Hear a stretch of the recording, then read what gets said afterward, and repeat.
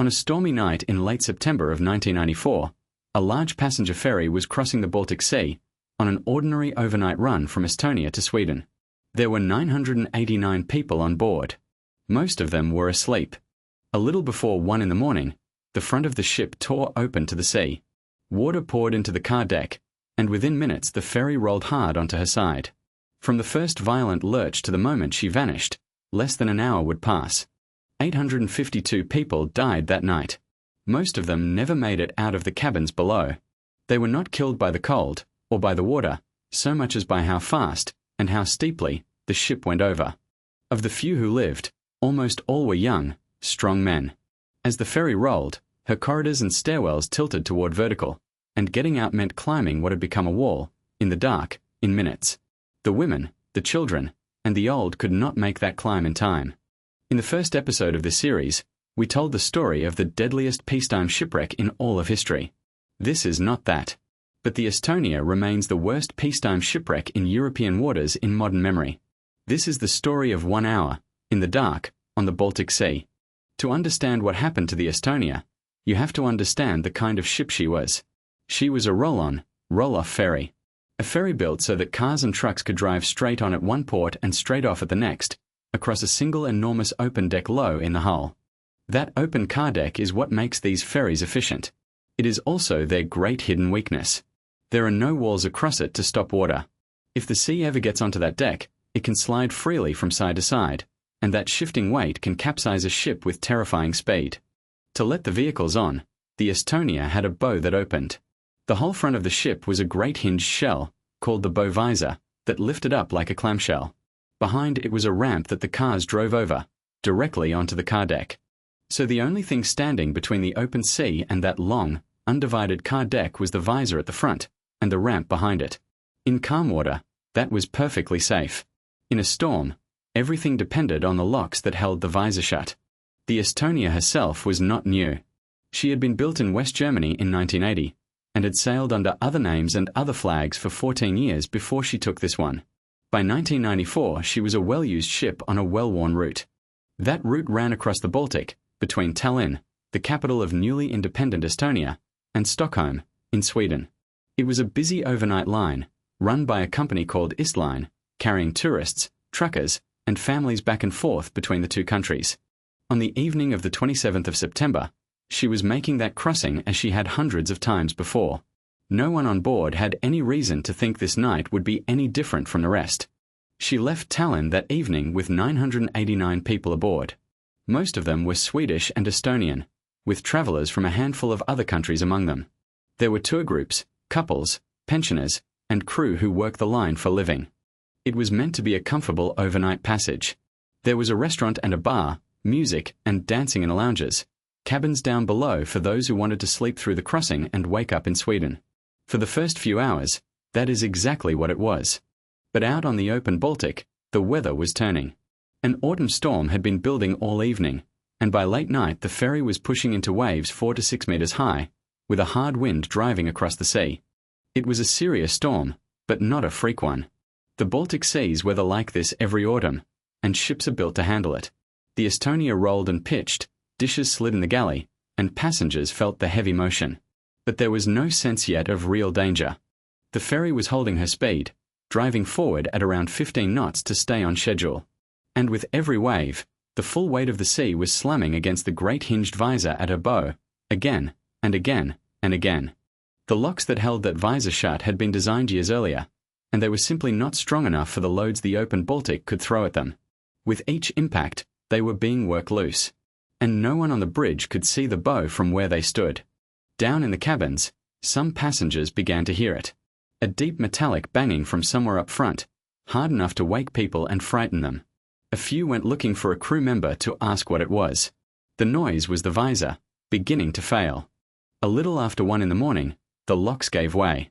Under the hammering of the waves, the attachments holding the bow visor finally broke, and the great steel shell was torn loose from the front of the ship.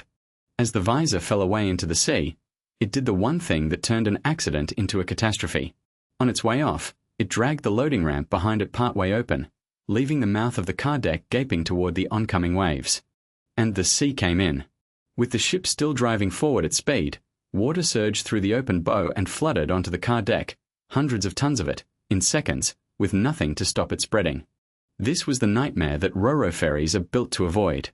The water on that long open deck did not sit still.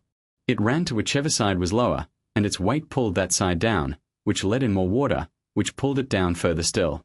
On the bridge, the officers felt the ship begin to lean and could not understand why. They could not see the bow. They did not yet know the visor was gone, or that the sea was already pouring into the heart of their ship. For the passengers, the first sign that something was truly wrong was the floor. The gentle roll of the storm was replaced by something else, a lean that started, and then kept going, and did not come back. Within minutes of the water reaching the car deck, the Estonia took on a sudden, violent list to starboard. Not the slow settling of a ship taking on water over hours, but a fast, heavy roll onto her side, while most of the people aboard were still in their cabins. The speed of that list is the whole tragedy of the Estonia. In a matter of minutes, the ship heeled so far over that the world inside her turned sideways. Floors became slopes, and then slopes became walls. A corridor that had been a flat hallway was now a near vertical shaft. A staircase was now an overhang. To get from a cabin on a lower deck up to the open air, a person had to climb, hauling themselves upward against the tilt, often in the dark. Because then the lights went out. The Estonia lost power, and the interior of the ship fell into darkness at the exact moment that thousands of people were trying to find their way out of it. The emergency lighting left only a dim, failing glow. People who were already awake, already dressed, already near the upper decks, had a chance. People who were asleep in an inside cabin on a lower deck, who woke to a tilting floor and no lights, very often did not. There was almost no time, and no clear way up. On the bridge, the crew finally sent out a mayday. It went out a little after 1:20 in the morning, but the ship was already listing so badly that even giving a clear position was difficult, and precious minutes were lost. By now the list was so severe that launching the lifeboats in any normal way was impossible. They hung uselessly against the hull or could not be reached at all. Survival, for anyone, meant getting outside onto the steepening deck and reaching the inflatable life rafts. And reaching the outside was a brutal physical test. It is why, of the few hundred people who even made it out of the hull, so many were young and strong, and why almost no one who needed help to climb made it out at all. Those who got out emerged into chaos. The deck was tilted under their feet, the wind was tearing across it, the rain was driving down, and the sea below was black and freezing. And the ship was still rolling further over beneath them. They threw the life rafts into the water and jumped, or were washed off the deck as it went under. Many of the rafts inflated upside down, or were almost impossible to climb into in the heaving sea. People clung to their sides, to ropes, to each other. The water was around 10 degrees. In a sea that cold, the strength drains out of a body in minutes, and the mind begins to slip soon after. Some who had survived the climb out, who had reached a raft, simply could not hold on long enough, and were lost in the dark. Behind them, the Estonia was almost gone. She had rolled completely onto her side, and then turned further still, until by about 10 minutes to 2 her lights slid beneath the surface. From the first violent list to the moment the sea closed over her stern, it had been well under an hour. And then there was only the storm, and the dark, and a scattering of life rafts and people spread across the waves, far from any land. The 989 souls of the Estonia were now reduced to whoever could keep their grip until help arrived. For the people in the water, the question was no longer the ship. It was the cold, and the time. How long could a person hold onto a raft in a Baltic storm, in October cold water, in the middle of the night, before the rescue they could only hope was coming actually came? These were ordinary people, who had boarded a ferry the evening before expecting nothing more than a night's sleep and a morning in Stockholm.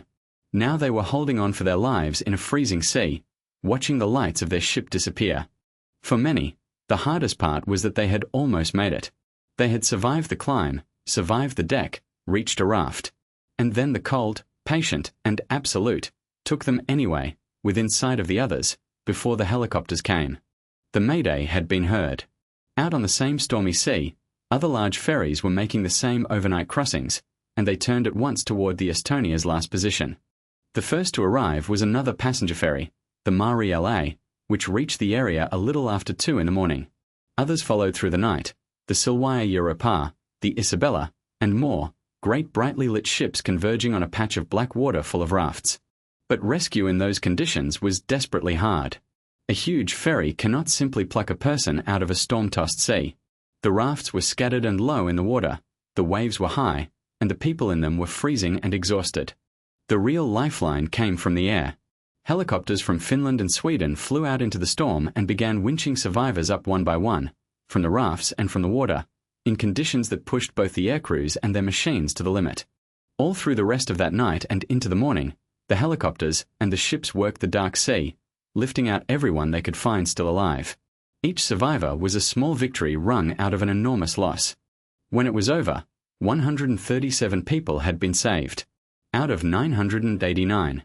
The numbers tell their own story about how little time there had been, and how cruel the cold had been to those who ran out of it. And the survivors were not a random cross-section of the people who had sailed. They were overwhelmingly young men. Very few women lived. Almost no children, and almost none of the elderly. The disaster had not chosen its survivors by luck, but by who was physically able to climb out of a ship rolling over in minutes. The Estonia came to rest on the floor of the Baltic, on her side, in about 80 meters of cold water. Of the 852 who died, only a small number were ever recovered. Most of them, more than 700 people, remain inside the wreck to this day.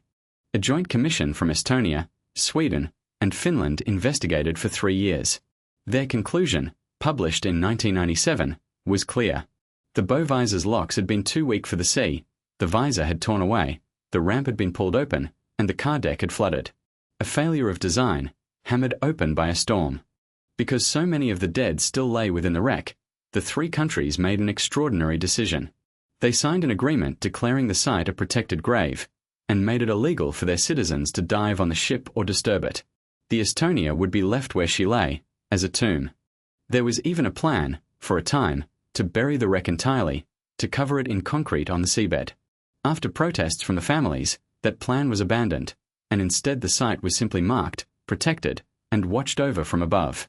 A disaster this large, with a grave that could not be visited, inevitably bred suspicion. Over the years, theory spread that the official story was a lie, that there had been an explosion, or a collision, or secret cargo, and a cover-up to hide it. But every one of those claims has been examined, and none has been supported by the evidence. When a documentary team filmed the wreck decades later and found unexplained damage on the hull, it reopened the wound, and prompted the 3 countries to investigate all over again. That new investigation, with its preliminary findings in 2023 and its final report in 2025, reached the same place as the first. The damage on the hull came from the wreck grinding against the rocky seabed, not from any explosion. The bow visor had failed. The storm had done the rest. The loss of the Estonia did change things, in a way the dead never saw. It forced the world to look hard at the roll-on, roll-off ferry, and at that long open deck just above the waterline. In the years that followed, the rules were rewritten. Bow doors and visors were redesigned and reinforced. New requirements came in for the strength of those locks, for monitoring the car deck, and for keeping water from ever spreading freely across it. Ferries are safer today because of what happened that night. In Stockholm and in Tallinn, there are memorials to the people who were lost. Quiet monuments where families still come, on the anniversary, to remember a mother, a father, a child, who left on an ordinary ferry and never arrived. And out in the Baltic, the Estonia is still there, on her side in the dark, 80 meters down, with most of her passengers still inside her. A grave that no one is allowed to disturb, marking the place where one autumn storm, and a few failed locks, took 852 lives in under an hour. They were not sailors, or adventurers. They were ordinary people on a night ferry, who trusted that the sea had been made safe for them, and for whom it had not been. In our next episode, we travel back to a quieter age, to a great ocean liner that went down in just 14 minutes, on a calm river, 2 years after the Titanic, and was forgotten precisely because of it. Subscribe, so you don't miss it.